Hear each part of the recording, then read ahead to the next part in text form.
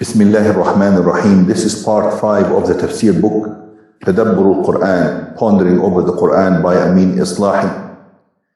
We continue to read in the Tafsir of Surah Al-Fatiha, rationale of the Surah, arguments for Tawheed, belief in the oneness of God. In this Surah we begin by acknowledging that Allah alone deserves our gratitude and thanksgiving in consequence of our observation of the signs of divine providence within our own lives and the universe around us.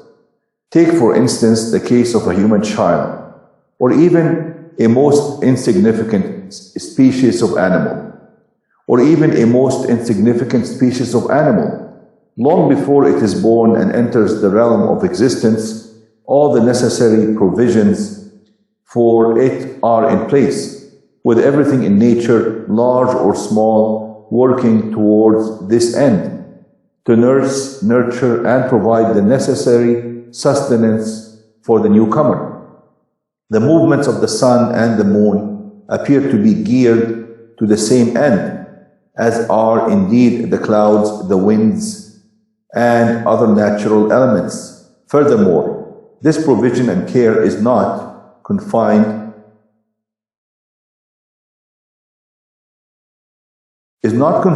to any specific part of our material existence.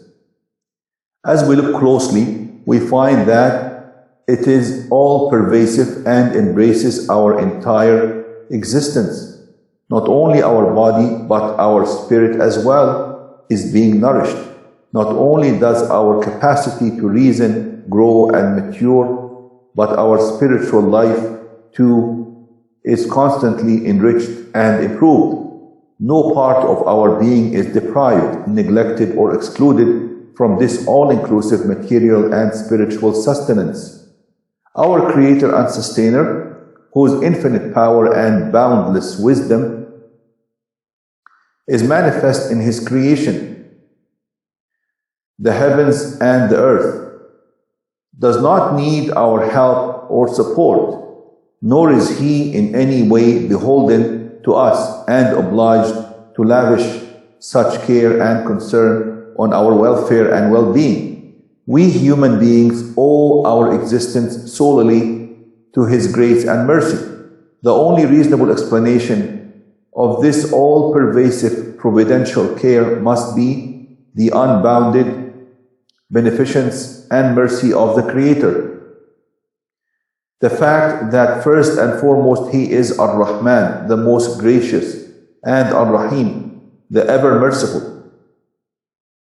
It is His overflowing beneficence and mercy that gives life and form, and it is His grace that stands guard and watches over the well-being and the welfare, the nourishment and the sustenance of His creation.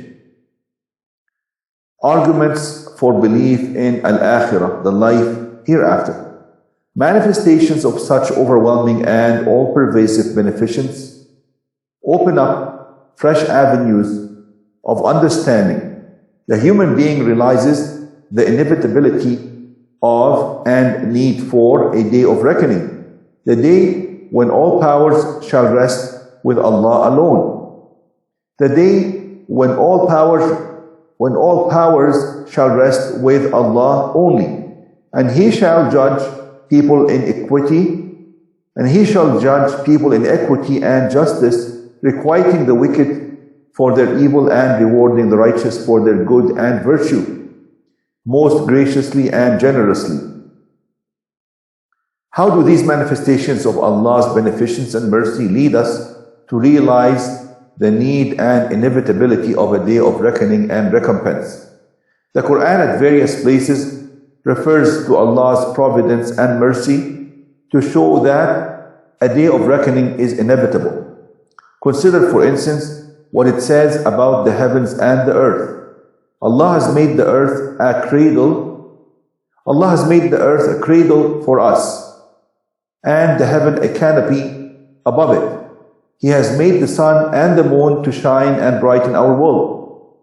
He has pressed into our service diverse forces and elements of nature, such as the winds and the clouds, and has fully provided for all our needs. apparent, hidden, moral, spiritual, and physical in a most appropriate manner. Has He created all these in vain and without any higher purpose? Is it possible that He created and then abandoned us, leaving us to our own little devices? Or has this universe been created by its creator in mere sport and jest, with no higher purpose or goal behind its creation? Or is the human being just a wayward creature let loose to prance and pasture at will, with no accountability or responsibility? If this is what you think the surah informs us, then you are seriously mistaken. The whole creation, with the providential care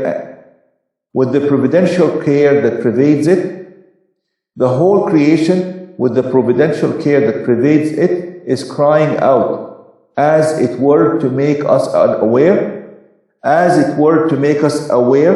that the care and blessings showered on us are indeed for a higher and nobler purpose. Those enjoying these blessings without any right to them must also share the responsibility that goes with them. Everyone will be questioned about these obligations and responsibilities on the day of decision. Those who fulfill their obligations faithfully and honestly would be blessed with lasting success and happiness. And those who ignore them do so to their own detriment. They will be humiliated and deprived that day. The Quran has described this essential fact in various forms. For the sake of brevity, we quote only one example here. أَلَمْ نَجْعَلِ الْأَرْضَ مِهَادًا وَالْجِبَالَ أَوْتَادًا وَخَلَقْنَاكُمْ أَزْوَاجًا وَجَعَلْنَا نَوْمَكُمْ سُبَاتًا وَجَعَلْنَا اللَّيْلَ لِبَاسًا وَجَعَلْنَا النَّهَارَ مَعَاشًا وَبَنَيْنَا فَوْقَكُمْ سَبْعًا شِدَادًا وَجَعَلْنَا سِرَاجًا وَهَّاجًا وَأَنزَلْنَا مِنَ الْمُعْصِرَاتِ مَاءً ثَجَّاجًا لِنُخْرِجَ بِهِ حَبًّا وَنَبَاتًا وَجَنَّاتٍ أَلْفَافًا إِنَّ يَوْمَ الْفَصْلِ كَانَ مِيقَاتًا.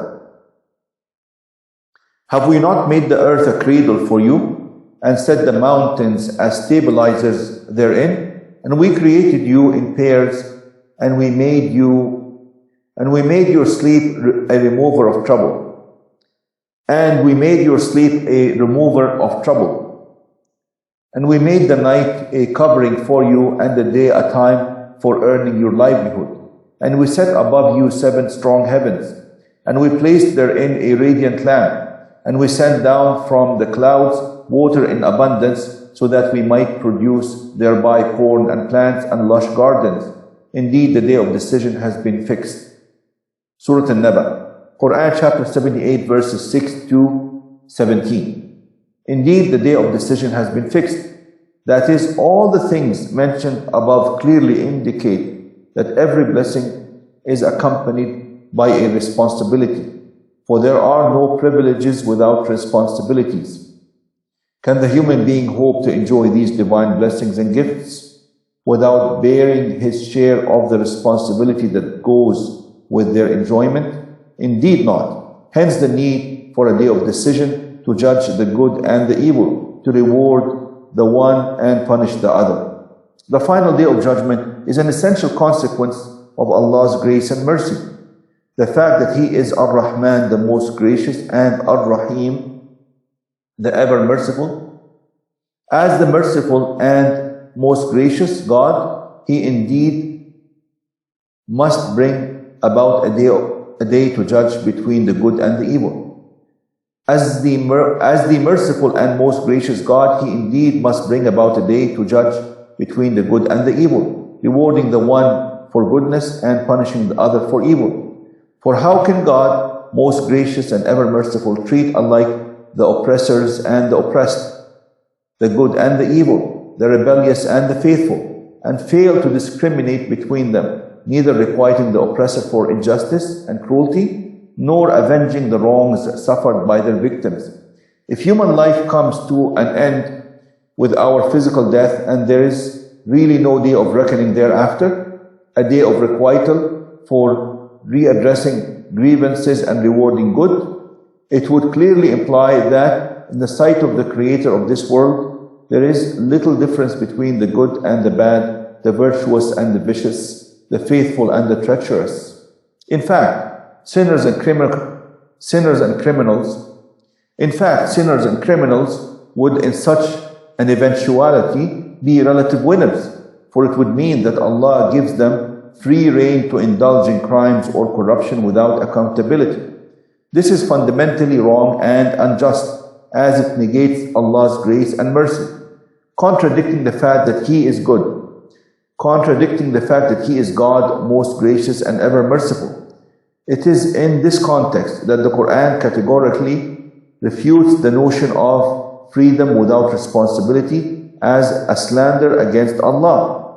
أَفَنَجْعَلُ الْمُسْلِمِينَ كَالْمُجْرِمِينَ مَا لَكُمْ كَيْفَ تَحْكُمُونَ? Shall we then treat those who surrender themselves to us as we would treat those lost in sin? What is the matter with you? How do you judge? Surah Al-Qalam, Quran chapter 68 verses 35 and 36. In other words, as Allah is most gracious and ever merciful, He will certainly one day gather before Him all men and women to judge them with full justice and recompense everyone according to his or her performance in this earthly life. The Quran says, كَتَبَ عَلَى نَفْسِهِ الرَّحْمَةِ لَيَجْمَعَنَّكُمْ إِلَى يَوْمِ الْقِيَامَةِ لَا رَيْبَ فِيهِ. He has prescribed for Himself mercy. He will certainly gather you together on the day of resurrection. He will certainly gather you together on the day of resurrection, the coming of which is beyond any doubt whatsoever. The coming of which is beyond any doubt whatever. Surah Al-An'am, Quran chapter 6 verse 12. This verse clearly shows that the day of judgment is in fact a manifestation of Allah's mercy, rahmah, that He has prescribed for Himself. The advent of a day of judgment is thus inevitable. All people will be gathered that day before their sovereign sustainer to be judged by Him with perfect justice. By implication, it means that on that day no one shall have any power or be in a position to interfere in any way with His perfect judgment, either through intercession or otherwise, making the good appear evil or evil seem good. Everyone will get what he or she rightly and justly deserves. This clearly shows that there is no contradiction between divine justice and mercy. Rather, the two go hand in hand, with justice flowing from mercy as its most natural consequence. Walhamdulillahi Rabbil Alameen.